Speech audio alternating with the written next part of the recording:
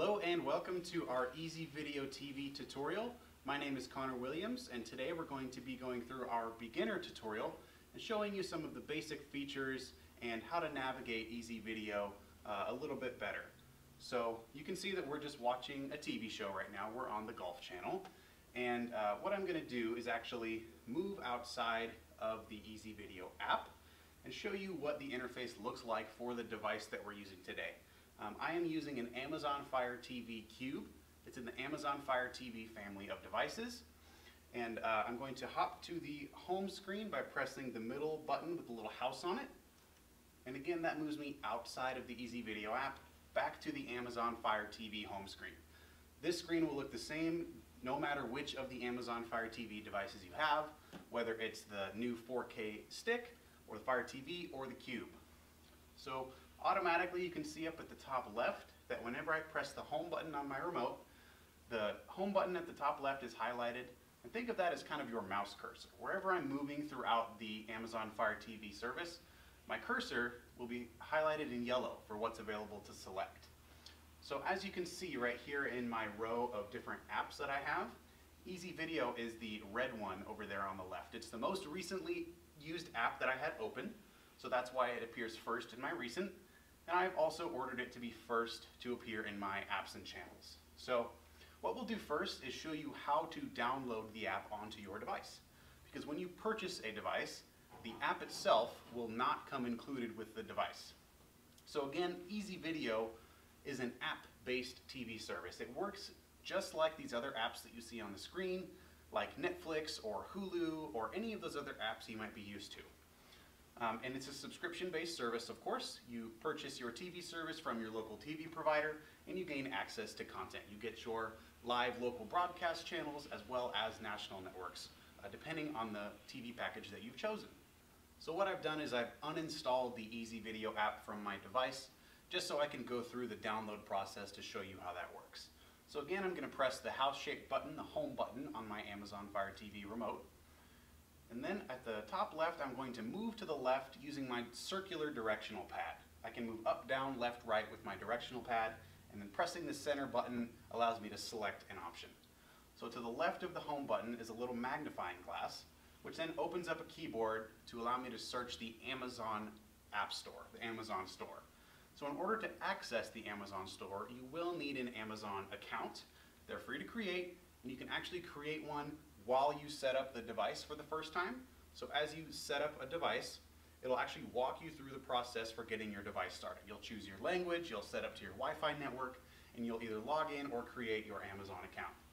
So we're already logged into our Amazon account, which means we can search for apps and then download them.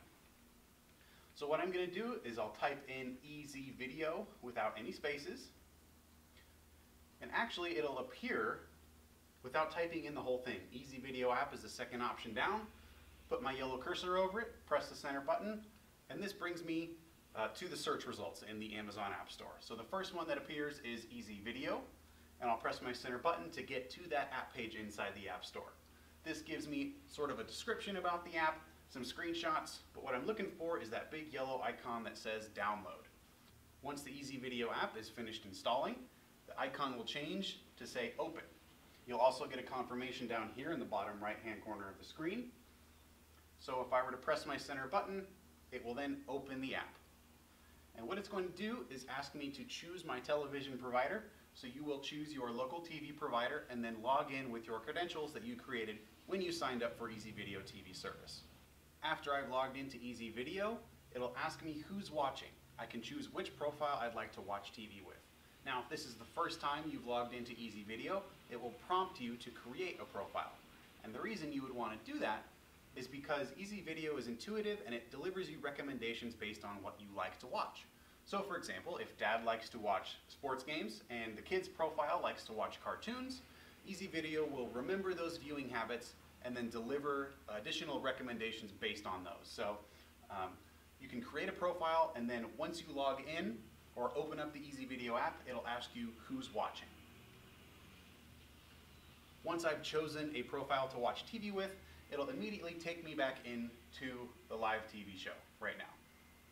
So right now we're just watching TV, and we're going to go ahead and hop into the guide to show you what that looks like. So to do that, I'm going to press the button on the right side of the remote with the 3 bars. This opens up what's sort of the main menu of EZVideo, where I can access different locations to get to. And you'll notice if I didn't take an action, that menu will disappear. So I'll just press that button again to bring it back up. So we're going to go to the guide, which is over here to the left. And as I'm navigating throughout EZVideo, my cursor will be in red. So whatever is available to select as I move around with my remote is in red. Press the center button to get to the guide, and here it is. This is a standard TV guide like you might be used to. Up at the very top, it has our time moving into the future from left to right. And then on the left side, moving from top to bottom, we have our channels with the greater number moving downward. It also has the logo for that particular channel next to it, so that it makes it a little bit easier to see. So once again, my cursor shows me where I'm navigating throughout the app, and then I can press select to watch something. So let's go ahead and just pick a random show. So once I've got my cursor over something and I press select, it'll bring up this screen right here. And the first thing you'll notice is it actually shows me in picture-in-picture what is playing on that channel at this moment. In addition, my red cursor over there on the left says play. So if I were to select play, it'll bring it into full screen so I can watch the show. In the middle is record, where I can add this program to my DVR. And then to the right is my series info, where I can look at additional information about this particular show. I'm going to go ahead and play this show and bring it up full screen. You'll see this little message that sticks around for just a couple seconds. It said play from beginning, and that is EZVideo's Restart TV technology. That means you can restart a program from the beginning no matter where you're at in that program's timeline. So that button disappeared after a few seconds, but I can get there another way. I'm going to open up the show's in-show menu by pressing the center button of my remote. And it opens up this little menu right here that shows me the timeline as well as some options below. The first thing that's highlighted is the play pause button right here. So I can pause live TV for up to 60 minutes. And once I reach 60 minutes, it'll begin or resume playing live TV. I'm going to press play again, and then open up that menu one more time. Directly to the left is the record button. I can add it to my DVR from this menu as well. And then all the way to the left is restart. So if I select that button, it starts the show from the top of the hour back to the beginning. Okay? And no matter where I'm at in the timeline, for example, this is a 30-minute show. If I'm at the 29-minute and 58-second mark, I can press restart and start it over from the beginning. So restart is a really nice feature. You'll notice that this button was added when I restarted my show. It says go live because I'm no longer watching live TV. I restarted this program from the beginning. So if I press go live, it takes me back to live TV. The other options in this in-show menu include information. If I press info, it shows me additional information about this show, as well as upcoming episodes and future airings of this particular show. And then if I press my return button on my remote, it's this little U-turn back button. That takes me back to the screen that I was previously on. So it just took me back to the show. And then the last thing over here on the right is audio/subtitles, where I go to access my closed captions. It will be reflected by a check mark next to it if it's on or off. So those are the options that you have inside of a show. Let's go ahead and add something to our DVR from the guide. We're going to hop back into the guide by pressing our button with the 3 bars, opening up the guide, and let's go ahead and add something to our DVR. Let's add something in the future to our DVR. I'm going to select my show, and then the first thing that's highlighted here is record, since it's not live TV. And I'm going to press record, and it'll ask me what I would like to do for this show. Do I want to record all episodes of this show, or just this particular episode? Depending on what you like, you can record an entire series for a show as it airs, but I think for now I'm just going to do record this episode only. I get a confirmation here at the bottom of the screen that says recording set for just this program. And then you'll see that that button changed and now says, manage recording. So if I click that, it'll take me into my DVR where I can change some recording options about my show. So let's go ahead and do that. So here is that show that's scheduled to record today from 3 to 4 p.m. And it gives me a couple options for what I can do. The first one is information. This just gives me info about this particular show. The middle is cancel. I can cancel this recording. And then an important feature is extend. You can actually extend recording time onto the end of a program so that you don't miss any additional content that may occur at the end of a show. For example, a sports game. You might not want to miss any overtime or extra innings that occur for a sports program. So you can go in to extend time from 5, 10, 30, or 60 minutes to make sure that you don't miss anything. So if this show is set to air from 5 to 7 p.m. and I add an extra 30 minutes, it will then record until 7:30 p.m. And then it gave me a confirmation down at the bottom reflecting the changes that I just made, and now I'm good to go. I'm going to exit back out of this by pressing my back button. Now I'm going to show you a really great feature for EZVideo called Replay TV. Replay TV supports on-demand content for up to 72 hours after something has aired. So I'm going to move into the guide, and there's a little arrow on the left side that shows me that there's more options available to the left. So if I move to the left, the top option says Replay, which then delivers me a different version of the guide. So now instead of moving from left to right into the future, we're moving right to left into the past. So EZVideo supports, again, up to 72 hours of on-demand content. So this means that if I missed the basketball game that aired 2 days ago, I can actually just go ahead and hop into Replay TV and watch that program, assuming that that network has allowed us to show you that on Replay TV. Now I just moved to the left to move back in time. You can see that this particular program aired from 3 to 4 a.m., 1 to 3 a.m., and so forth. And I just move backwards to select what I would like, and I can begin watching it right there on demand. Most networks allow for on-demand watching up to 72 hours after a program has aired. So this is a really great way to either navigate your DVR storage options if you're kind of running close to your storage, or maybe if you missed the game or forgot to record it, you can just go ahead and use Replay TV to go back and watch that. And then to exit Replay TV, at any time during where I'm at in the app, I can press my button with the 3 bars, and that'll open up my main menu to let me select a different option. Another really great feature is what's called Recently Watched. So from the main menu, you'll see that there are a couple icons down below the first row, and those are my most recently watched channels. This right here delivers me in picture-in-picture format the 15 most recently watched shows or networks. So you'll see as I hover over it, it actually shows me what's playing at that point in time. And my most recently watched program is at the left, and then the program that I watched, the oldest program, is over to my right. So again, this holds 15 of my most recently watched programs, and these will change depending on which programs you have watched most recently. So this also includes DVR shows. Those will also appear down here. It's not just live TV. So it will show you exactly what you have recently been watching. And then if I'd like to switch to something, I hover over it, press select, and it takes me right back to that network. The next feature I'd like to show you is the search function. So EZVideo supports a search function that allows you to find things without necessarily having to go crawling through the guide to try and find out when something's on. So say for example that I'd like to find the upcoming Trailblazers game. I don't know when it's on, who they're playing, or what channel it's on. Well, all I need to do is search for Blazers and I can find relevant results. I'm going to open up my main menu again, navigate all the way to the right to this magnifying glass, and that will open up a keyboard. So the Amazon remote has a voice search option with this microphone button at the top where I can actually hold it down, speak into it, and then release the button, and it usually recognizes what I've said. I'm just going to go ahead and type in Blazers, and then we will get relevant search results based on what we've typed in.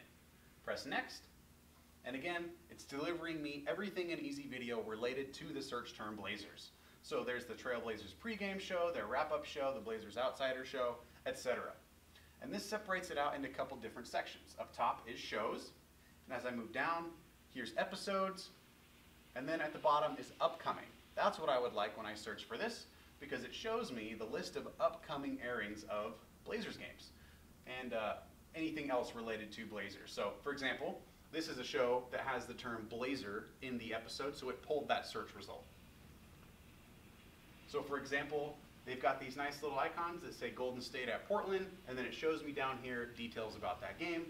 I can go ahead and click into it, add it to my DVR, look at series information, and so forth.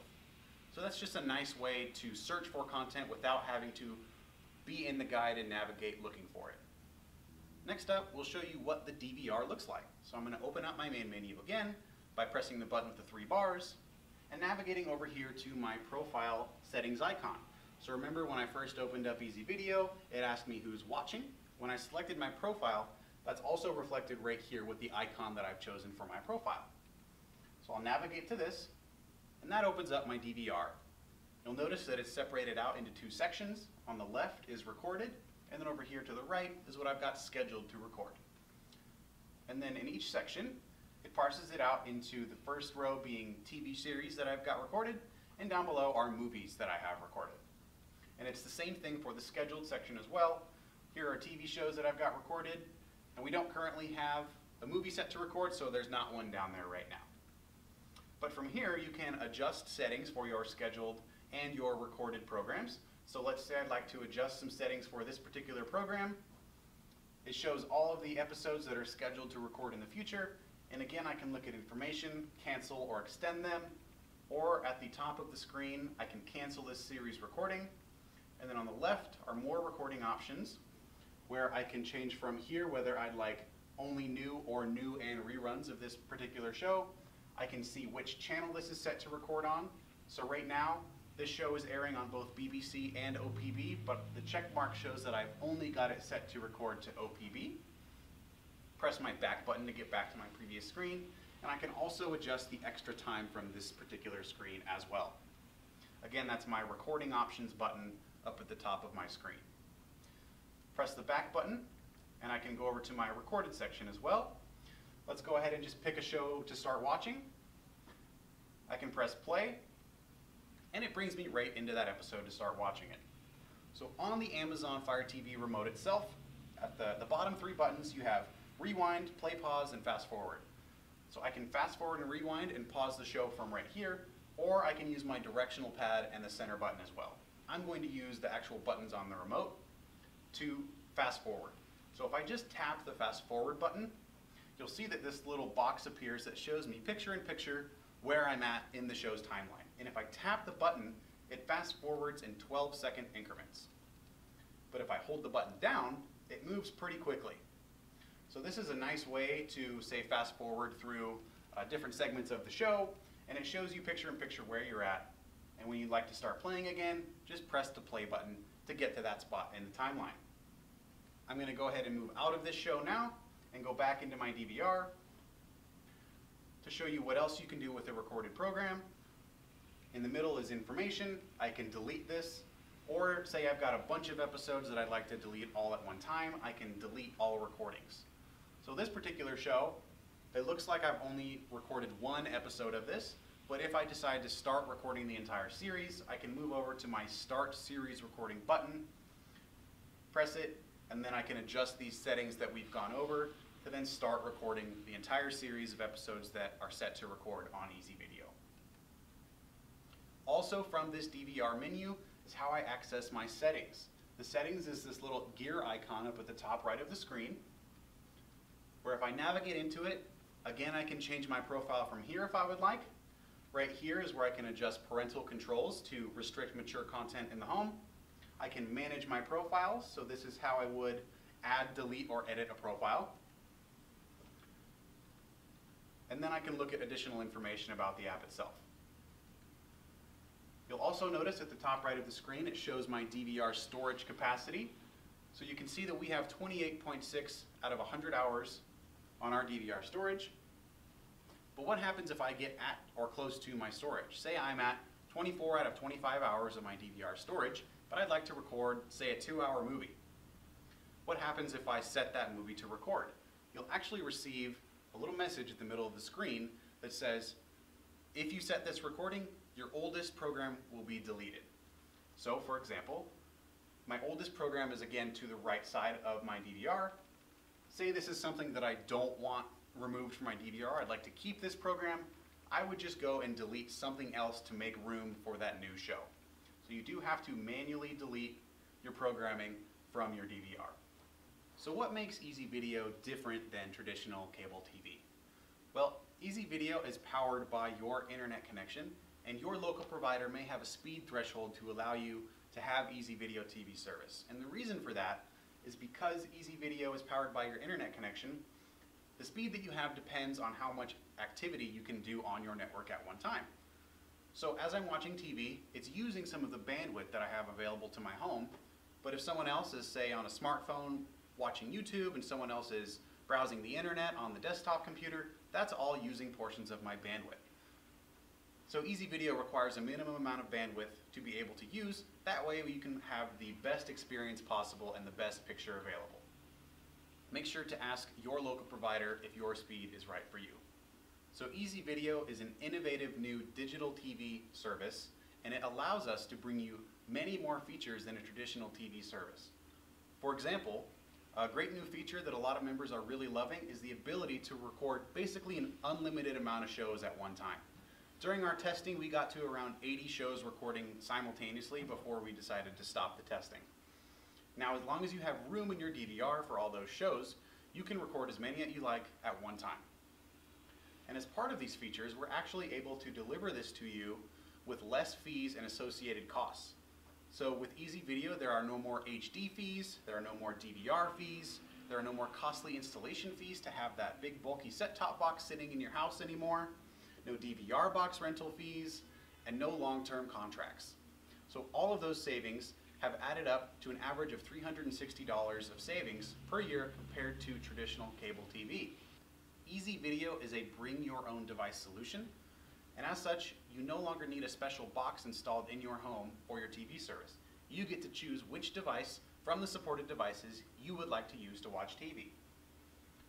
Today we are again using an Amazon Fire TV device, and whatever you decide to buy, everything will come included in the packaging. So for example, if you decide to buy an Amazon Fire TV stick, you will receive the remote control, the device, and the necessary audio, video, and power cords.